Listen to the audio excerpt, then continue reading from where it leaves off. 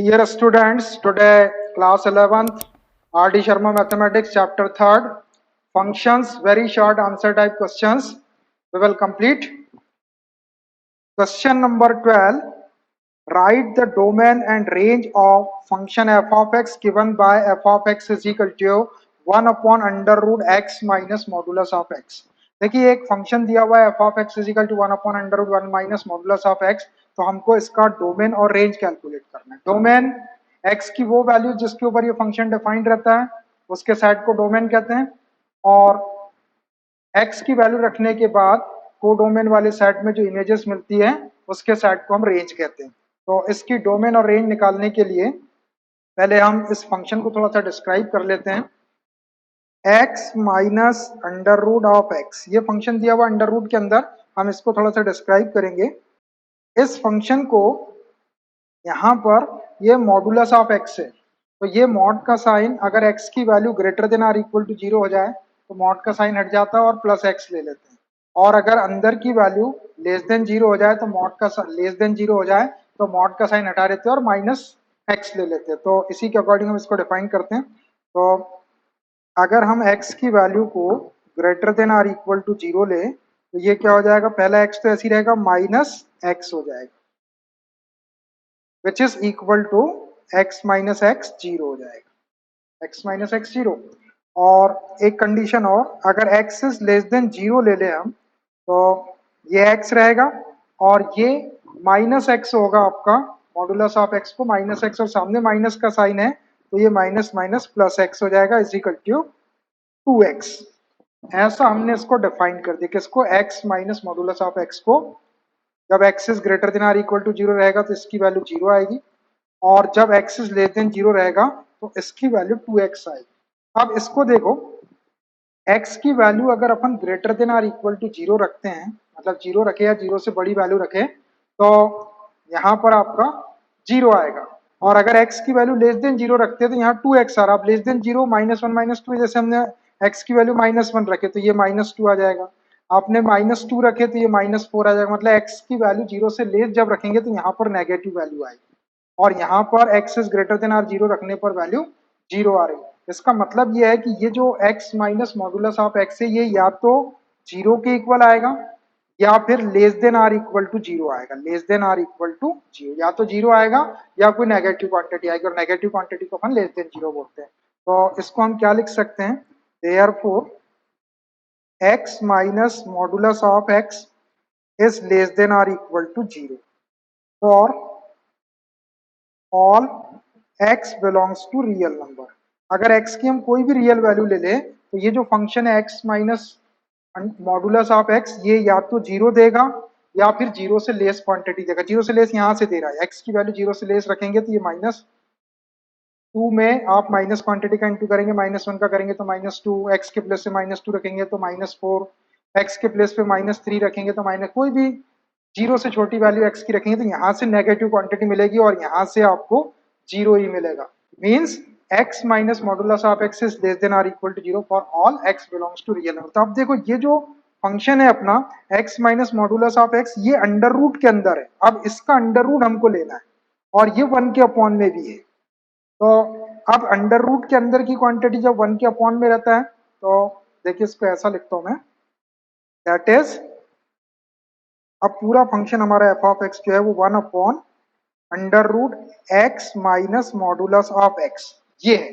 तो अब ये जो अंदर की वैल्यू आ रही है या तो 0 आएगी, 0 आएगा तो अंडर 0 का अंडर रूट लेंगे तो 0, तो नीचे 0 आ जाएगा तो नॉट डिफाइंड हो जाएगा, या फिर लेस देन 0 मतलब कोई नेगेटिव क्वांटिटी आएगी, और ये अंडर रूट है तो अंडर रूट के अंदर नेगेटिव क्वांटिटी भी नहीं आना चाहिए। मतलब x minus modulus of x is less than or equal to 0 अगर है तो ये जो है ये वाली वैल्यू एग्जिस्ट ही नहीं करेगी, ये डिफाइंड ही नहीं होगा, क्योंकि इसमें नीचे 0 आ जाएगा एक कंडीशन में जब x की वैल्यू 0 लेंगे, और जब ये x minus modulus of x की वैल्यू जब 0 लेंगे तो ये नीचे अंडर रूट 0 मतलब डिनोमिनेटर में 0 आ जाएगा तो ये नॉट डिफाइंड हो जाएगा, और x minus modulus of x की वैल्यू जब कोई नेगेटिव क्वांटिटी लेंगे तो ये इमेजिनरी नंबर आ जाएगा, नॉट रियल आ जाएगा। मतलब x की कोई भी रियल वैल्यू के ऊपर ये डिफाइंड ही नहीं होगा, तो इसकी जो वैल्यू होगी वो एग्जिस्ट नहीं करेगी। तो हम इसको लिख रहे हैं 1 upon under root x minus modulus of x does not exist for any x belongs to real number, मतलब x की कोई भी रियल वैल्यू के लिए ये फंक्शन एग्जिस्ट ही नहीं करेगा। जब ये फंक्शन एग्जिस्ट नहीं करेगा मतलब अपने डोमेन वाले सेट में कोई भी वैल्यू नहीं आएगी, x की कोई भी वैल्यू नहीं आएगी। तो हमारा जो f ऑफ x है ये x की किसी भी रियल वैल्यू के ऊपर डिफाइंड नहीं है, इसका मतलब इसके डोमेन में कोई भी एलिमेंट नहीं आएगा, तो इसका जो डोमेन होगा वो एक एम्प्टी सेट होगा। तो therefore f of x is not defined for any x belongs to real number। x की किसी भी रियल वैल्यू के लिए f of x डिफाइंड ही नहीं होगा। जब f of x डिफाइंड ही नहीं होगा इसका मतलब आपको डोमेन वाले सेट में कोई भी x की वैल्यू नहीं मिलेगी। तो देयरफॉर इसका डोमेन क्या हो जाएगा, that is domain of f is equal to empty set or phi. इसका जो डोमेन है वो एम्प्टी सेट होगा, मतलब डोमेन में कोई भी एलिमेंट हमको नहीं मिला। जब फर्स्ट वाले सेट में हमको x की कोई वैल्यू मिली नहीं तो उसके करस्पॉन्डिंग सेकंड सेट के अंदर या कोडोमेन वाले सेट में कोई इमेज मिलने का सवाल ही पैदा नहीं होता। जब डोमेन में कोई एलिमेंट नहीं है तो कोई इमेजेस नहीं मिलेगी हमको, क्योंकि इमेजेस किसकी होती है, डोमेन के जो एलिमेंट रहते हैं उसी की इमेजेस मिलती है हमको कोडोमेन वाले सेट में, और उन इमेजेस के सेट को हम रेंज कहते हैं। तो जब डोमेन वाले सेट में ही कोई वैल्यू नहीं मिल रही तो कोई इमेज आने का सवाल ही नहीं उठता। इसका मतलब है कि इमेज का जो सेट होगा वो भी एक नल सेट होगा। तो and range of f is equal to also empty set or phi. तो इसका जो डोमेन है वो भी एम्प्टी सेट होगा और रेंज वाला सेट भी आपका एम्प्टी होगा। रेंज वाले सेट के लिए आपको इमेजेस का सेट चाहिए और इमेजेस के लिए हमको प्री इमेजेस चाहिए। भाई किसकी इमेज आपकी सेकंड सेट में आ रही है, जब हमारे पास में प्री इमेज ही नहीं है तो इमेज किसकी आएगी। तो जब डोमेन आपका एम्प्टी सेट है तो रेंज भी आपका एम्प्टी सेट ही होगा। बस इसी टाइप से आप इसकी डोमेन और रेंज लिख सकते हैं। यही हमारे आंसर्स है। Question number 13, write the domain and range of f of x is equal to under root x minus greatest integer of x। देखिए एक फंक्शन दिया हुआ है f of x is equal to under root x minus greatest integer of x, इसका हमको domain भी लिखना और रेंज भी लिखना है। देखिए f of x is equal to under root x minus greatest integer of x। अब देखिए ये जो x minus greatest integer of x है ये फ्रैक्शनल पार्ट फंक्शन को रिप्रेजेंट करता है। अपने पास में फ्रैक्शनल पार्ट फंक्शन है, since fractional part of x is equal to x minus greatest integer of x, ऐसा है हमारे पास। तो यहाँ पर x minus greatest integer of x है, इसको हम फ्रैक्शनल पार्ट ऑफ x लिख सकते हैं। सो ये हो जाएगा हमारा f of x is equal to under root fraction part of x, ये फ्रैक्शनल पार्ट ऑफ x लिख दिया हमने f of x। अब देखिए फ्रैक्शनल पार्ट ऑफ x वाला जो फंक्शन है वो x की ऑल रियल वैल्यूज के लिए डिफाइंड रहता है, तो अपन x की कोई भी रियल वैल्यू रख सकते हैं यहाँ पर, तो यही इसका डोमेन हो जाएगा। तो f of x is defined, f of x is defined for all x belongs to real number। f of x या फ्रैक्शनल पार्ट फंक्शन जो है वो ऑल रियल वैल्यूज के लिए डिफाइंड है। हमारा जो डोमेन है वो ऑल रियल नंबर्स का सेट आ जाएगा। Therefore domain of f is equal to set of real number. सारे सेट ऑफ रियल नंबर्स में जितने भी एलिमेंट्स आएंगे वो सब f का डोमेन हो जाएगा। अब इसकी रेंज निकालना है, तो रेंज के लिए अपने पास में since fractional part of x की जो रेंज थी वो is greater than or equal to 0 और लेस देन 1। कल हमने आपको निकाल के भी बताए थे कि किसी भी फ्रैक्शन पार्ट की जो रेंज है वो या तो 0 के इक्वल होती है, 0 से ग्रेटर होती है और 1 से लेस रहती है। तो अब देखिए इस कॉन्सेप्ट का अपन यूज करके इस f ऑफ x की हम रेंज कैलकुलेट करेंगे। तो देखिए f of x fraction part of x जो है वो अंडर रूट के अंदर और यहाँ पे अपना फ्रैक्शन पार्ट है, तो हम इसका अंडर रूट ले लेते हैं, तो आपको इधर का भी अंडर रूट लेना पड़ेगा, इधर का भी अंडर रूट लेना पड़ेगा, क्योंकि हमको इस फंक्शन को f ऑफ x के इक्वल बनाना है, फिर हम उसकी रेंज लिखेंगे। तो इसको हम ऐसा लिख सकते हैं देखिए मैं फ्रैक्शन पार्ट ऑफ एक्स को पहले अंडर रूट के अंदर डाल रहा हूँ। इसको अगर मैंने अंडर रूट के अंदर डाला तो जीरो को भी अंडर रूट में डालना पड़ेगा और लेस देन वन को भी आपको अंडर रूट में डालना पड़ेगा। इसको सॉल्व करेंगे तो जीरो का अंडर रूट जीरो ही होता है, is less than or equal to, ये under root fraction part of x को अपन एफ ऑफ एक्स लिख सकते हैं, ये एफ ऑफ एक्स हो गया, इज लेस देन वन का अंडर रूट वन।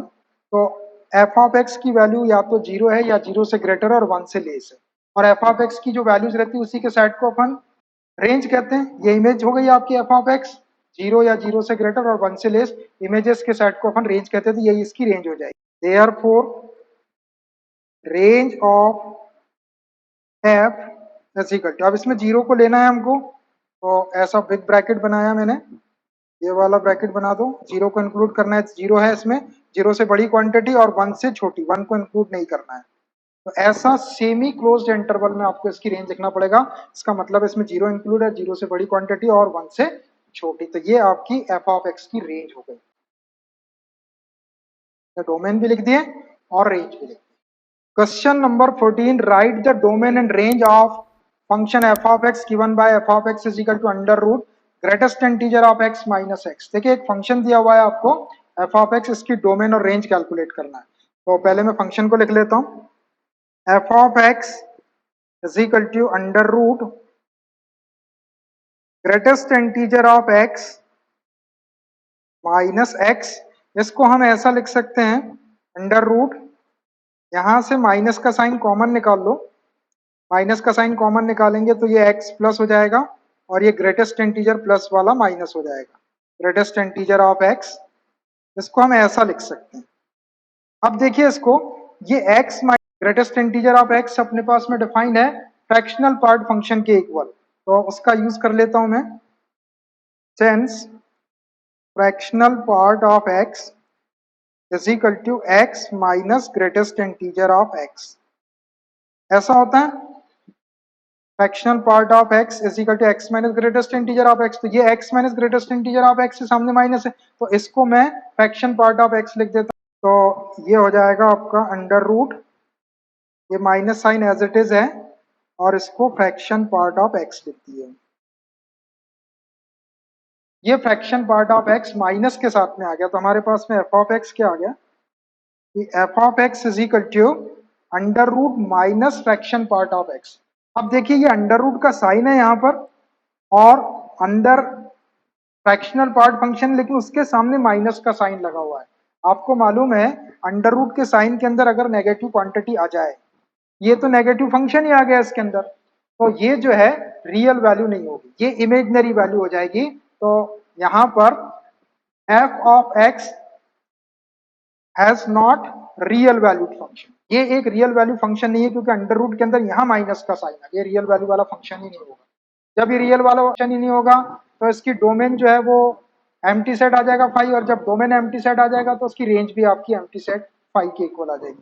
तो इसको मैं लिखता हूं, that is F of x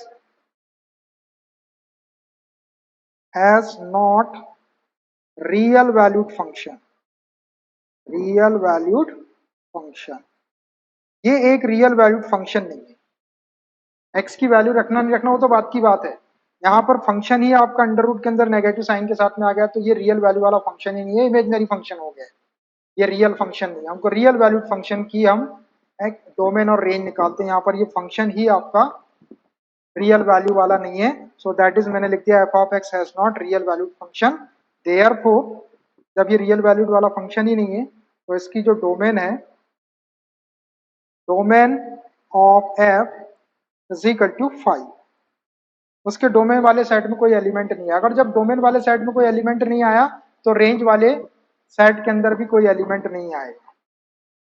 तो and range of f is equal to also empty set या फाइव। बस यही आपके आंसर हो गए, ऐसे ही लिख देना आप। Question number 15, let A and B be two sets such that n of A is equal to P and n of B is equal to Q. Write the number of functions from A to B.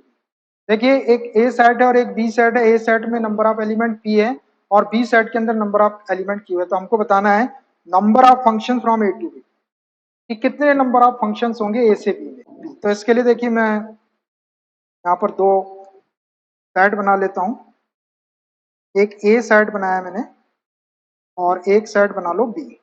मान लीजिए ये ए set है और ये B set है। अब ए set के अंदर एलिमेंट कितने हैं, पी है। तो अब पी एलिमेंट, ये नंबर ऑफ एलिमेंट है, क्वांटिटी है उसकी। मान लीजिए कोई एलिमेंट 1 है, फिर 2 है, 3 है, डॉट डॉट, ऐसे पीथ एलिमेंट है इसके अंदर। कितने पीथ, 1 2 3 4 5 6 7 है, ऐसे पी एलिमेंट है इसके, नंबर ऑफ एलिमेंट पी है। N of A is equal to P दिया है। ऐसा ही आपका जो बी सेट है उसके अंदर नंबर ऑफ एलिमेंट क्यू है। तो मान लीजिए इसमें 1 2 3 4 5 6, ऐसा इसमें क्यूथ एलिमेंट है। मतलब ये एक एलिमेंट, दूसरा एलिमेंट, तीसरा, चौथा, पांचवा, ऐसे क्यू नंबर तक के एलिमेंट है, क्यूथ एलिमेंट है। जैसे क्यूथ को अपन 10 एलिमेंट बोले, 10 बोले, इसमें 10 एलिमेंट है तो 1 2 3 4 5 6 7 8 9, ऐसे क्यू एलिमेंट है और इसमें पी एलिमेंट है। तो अब हमको ये बताना है कि ए से बी में कितने नंबर ऑफ फंक्शंस होंगे। तो अब देखिए f is a function from A to B में। अब ये जो 1 है, इस 1 को हम इस 1 से कनेक्ट कर सकते हैं, हम इस 1 को 2 से भी कनेक्ट कर सकते हैं, इस 1 को हम 3 से भी कनेक्ट कर सकते हैं। इसका जितने एलिमेंट होंगे सबसे कनेक्ट कर सकते हैं, लेकिन एक ही एलिमेंट से कनेक्ट करना है, एक एलिमेंट की सिंगल इमेज होना चाहिए, इधर हर एक एलिमेंट की सिंगल इमेज होना चाहिए। तो 1 को अपन कितने वे में कनेक्ट कर सकते हैं, यहाँ पे क्यू एलिमेंट है, मान लीजिए 100 है, क्यू इज इक्वल टू 100 है। तो इस 1 की ये 100 में से कोई भी एक इमेज ले सकते हैं। मतलब इस 1 को हम इधर के एलिमेंट से कितने वेज में कनेक्ट कर सकते हैं, हम इसको क्यू वेज में कनेक्ट कर सकते हैं,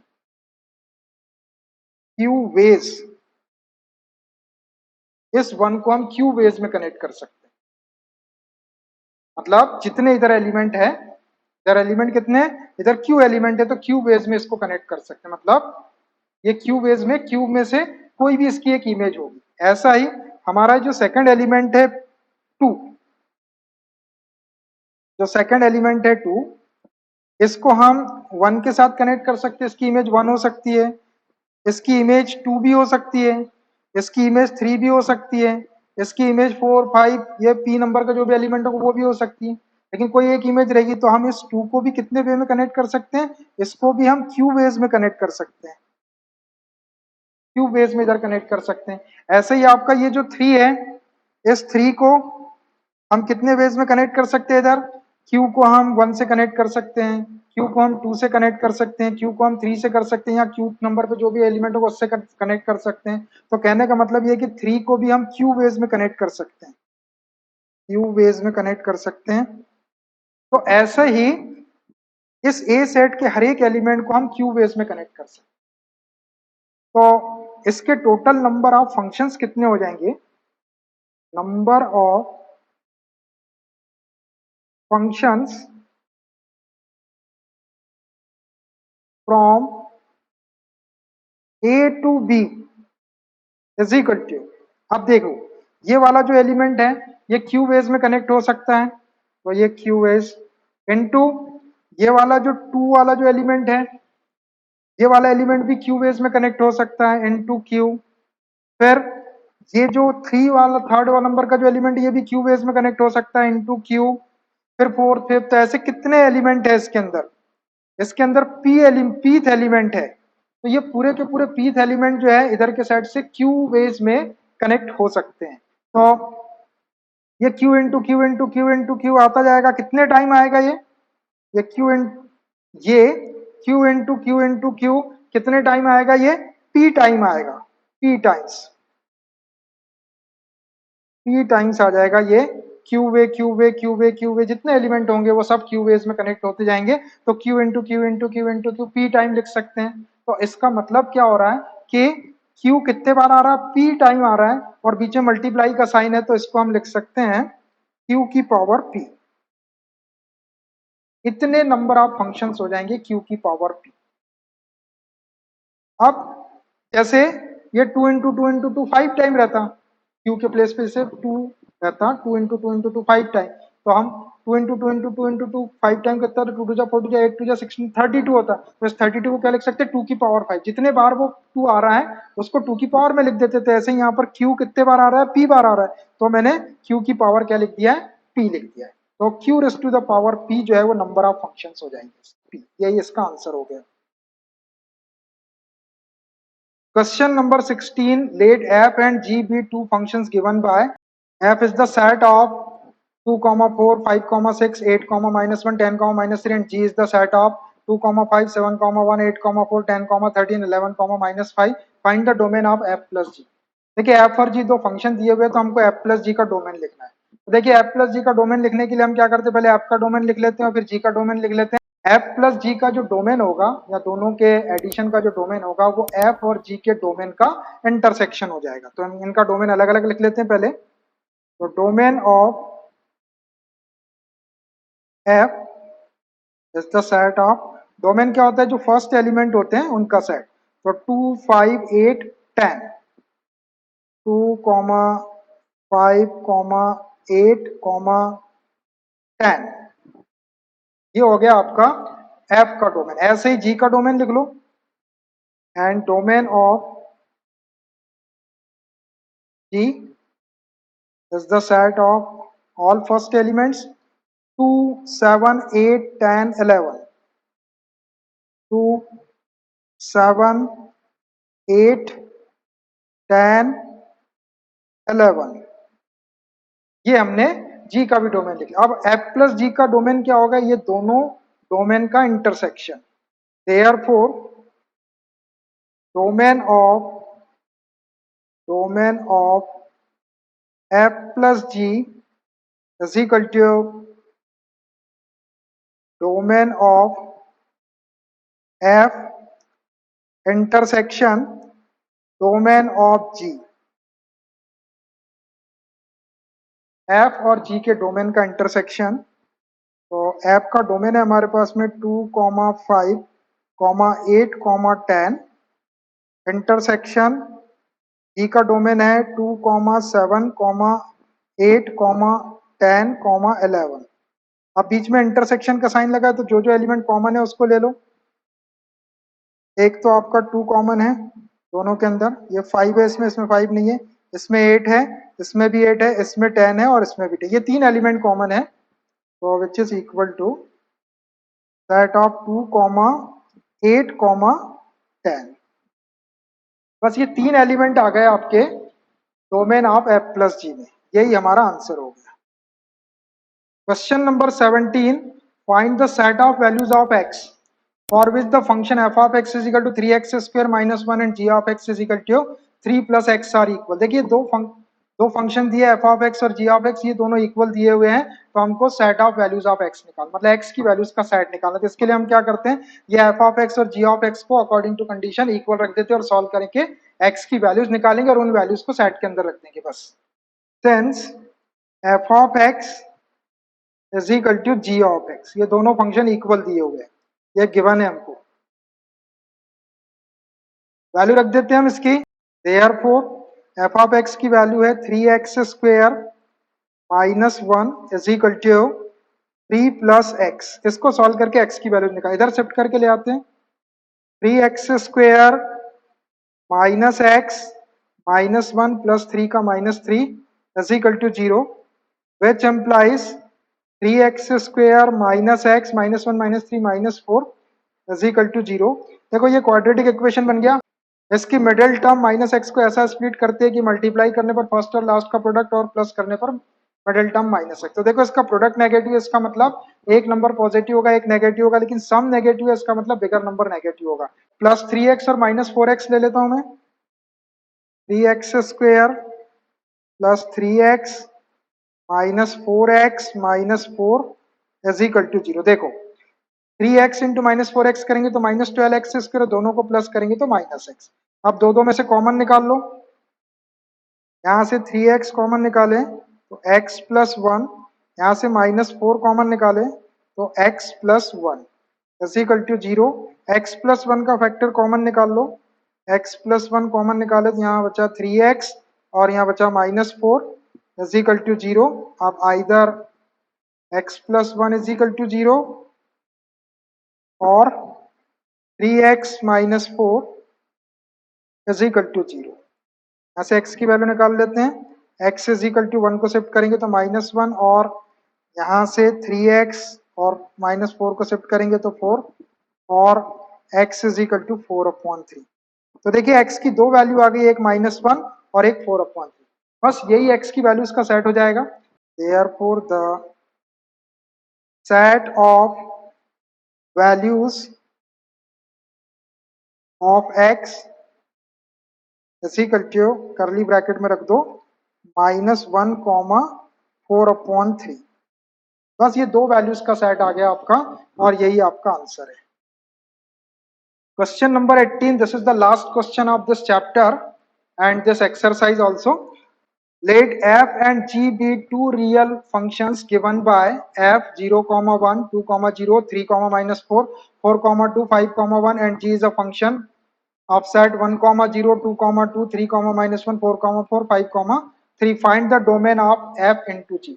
तो f और g दो फंक्शन दिए हुए हैं ऑर्डर्ड पेयर के फॉर्म में, तो हमको f इंटू जी का डोमेन निकालना। तो f इंटू जी का डोमेन क्या होगा, जो f का डोमेन रहेगा और जो g का डोमेन रहेगा उसका इंटरसेक्शन ले लेंगे या उसके कॉमन एलिमेंट ले लेंगे। तो उसके लिए हम पहले f का और g का दोनों का अलग अलग डोमेन लेते हैं और उसका इंटरसेक्शन ले लेंगे f इंटू जी के डोमेन के लिए। डोमेन ऑफ f, सारी फर्स्ट वैल्यूज का सेट ले लो, f की 0, 2, 3, 4, 5, 0, 2, 3, 4, 5, ये 1, 2, 3, 4, 5 एलिमेंट आ गए आपके। ये डोमेन ऑफ f हो गया ऐसे ही। एंड डोमेन ऑफ g निकाल लेते हैं।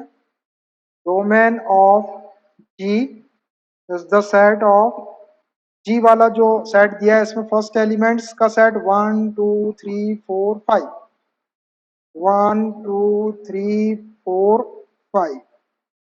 ये हमने f और g का अलग अलग डोमेन ले लिए। Therefore domain of f into g is equal to domain of f intersection domain of g। Domain of g दोनों के डोमेन वाले सेट है अपने पास, दोनों को लिख लेता हूं मैं। f का डोमेन 0, 2, 3, 4, 5, इंटरसेक्शन g का डोमेन है हमारे पास 1, 2, 3, 4, 5। अब इंटरसेक्शन है तो दोनों के कॉमन एलिमेंट ले लेते हैं। क्या क्या कॉमन है देखो, 0 इसमें, 0 इसमें, 2 इसमें है और 2 इसमें भी है, फिर इसमें 3 है, इसमें भी 3 है, इसमें 4 है, इसमें भी 4 है, इसमें 5 है, इसमें भी 5 है। तो ये चार एलिमेंट आ गए आपके 2, 3, 4, 5 which is equal to the set of 2, 3, 4, 5। ये कॉमन डोमेन हो गया आपका f और g का। तो domain of f into g is the set of 2, 3, 4, 5 और यही आपका आंसर हो गया। So in this way we have completed this chapter throughout. All the questions of all the exercises we solved. In this way this chapter has completely done. Now two chapters, chapter number 4 measurement of angles and chapter number 5 trigonometric functions.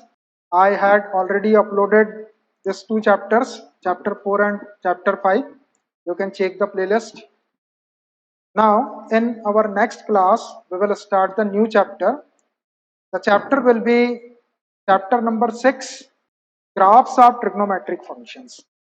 Okay, so हमारे videos आप देखते हैं, आप हमारे videos को देखिए और अगर आपको पसंद आते हैं तो आप लाइक करिए, कमेंट करिए, अपने दोस्तों में शेयर करिए।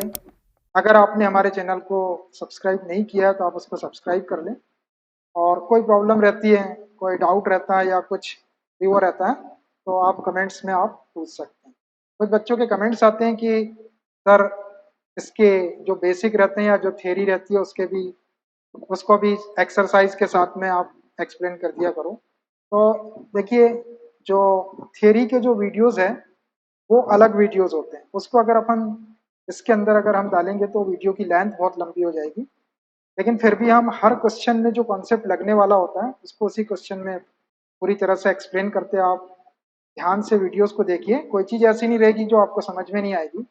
हमारा पढ़ाने का वे ऐसा नहीं रहता कि कोई चीज़ किसी को समझ में ना आए, बेहतरीन वे है हमारा। तो आप उसको ध्यान से देखिए, आपको वो समझ में आ जाएगा। और उसके बाद भी यदि कोई डाउट रहता है तो आप पूछिए। लेकिन क्या थियरी के वीडियो अगर इसके अंदर डालेंगे तो वीडियो की लेंथ कहीं की कहीं चली जाएगी। फिर भी क्वेश्चन में लगने वाले कॉन्सेप्ट को हम एक्सप्लेन करते ही है, तो थोड़ा सा आप ध्यान से देखिए इसको।